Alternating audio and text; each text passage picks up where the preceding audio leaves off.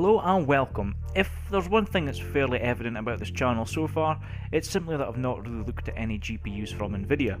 Now that's certainly not down to personal preference, but due to the fact that on the used market, for about 90% of the time the AMD equivalent card is cheaper and it generally offers the budget focused builder a lot more bang for their buck.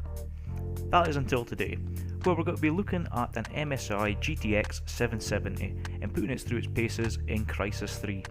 Now, just like the test of the R9 280X, we've run Crysis 3 through the same Welcome to the Jungle chapter at the same settings, 1920 by 1080 on the high preset with 16 times anisotropic filtering and 2 times SMAA.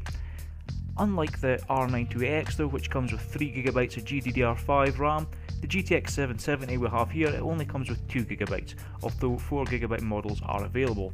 I initially thought that this might be a stumbling block for the Nvidia card, but the first thing that was evident was during the testing we never actually exceeded 1.5GB of VRAM, so we never came across any issues. The drivers that we're using for this card is the latest at the time of recording, which for the 770 is 376.33.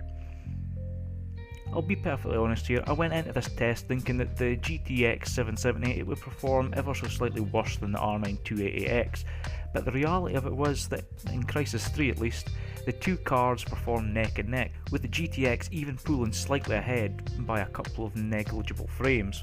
Over the test, an average frame rate of 69 FPS was observed, which is great, but just like its AMD rival, there were occasions where the frame rate dipped slightly into the high 40s for a second or so, but it never really impacted my enjoyment of the playthrough, and if it wasn't for the fact that I looked back at the frame graph, I would have really been hard pushed to tell you exactly where those dips took place.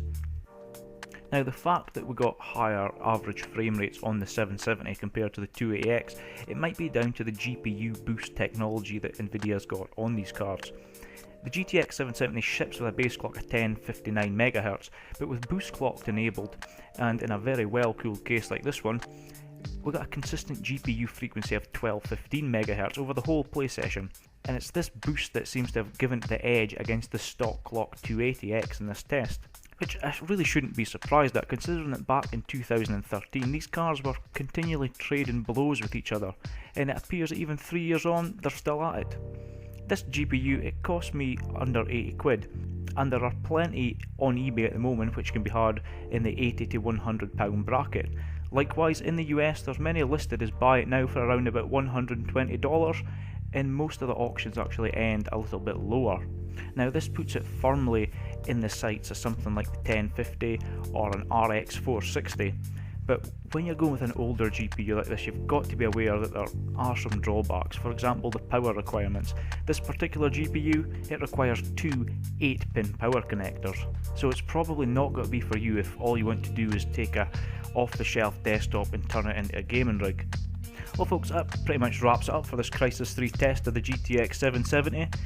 So stay tuned for more videos next week where we're going to be putting it and the 280X through its paces in some more games. And as always, thank you for watching, and you can let me know what you think of the GTX 770 and if it's something you'd even consider for your budget gaming rig.